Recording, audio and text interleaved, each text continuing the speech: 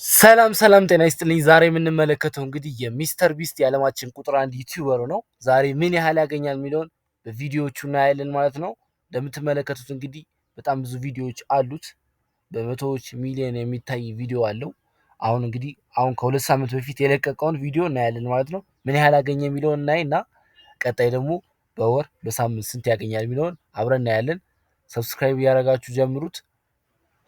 በዚህ ቪዲዮ ብቻ ምን ያህል እንዳገኘም አብረን እናያለን። እናንተም ጉድ ትላላችሁ። ይኸው እንደምትመለከቱት እንግዲህ $561,000 አግኝቷል በዚች ቪዲዮ ብቻ ማለት ነው።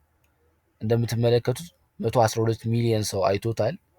$561,000 ማለት ወደ ኢትዮጵያ ሲመነዘር ወደ 88 ሚሊዮን ብር ማለት ነው። በአንድ ቪዲዮ ብቻ ያገኘው እንደምትመለከቱት ይሄን ይመስላል። አሁን ደግሞ አንድ ቪዲዮን ጨምርና በወር ስንት ያገኛል፣ በሳምንት ስንት ያገኛል የሚለውን እናያለን ማለት ነው።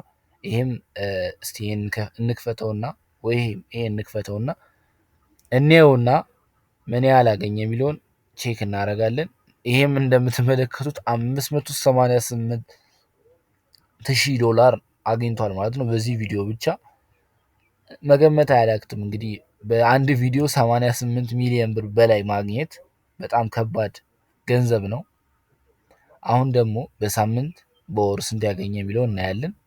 እንደምትመለከቱት በሳምንት ብቻ ያገኘው ከ325,000 እስከ 910,000 ብር ነው ማለት ነው የሚያገኘው።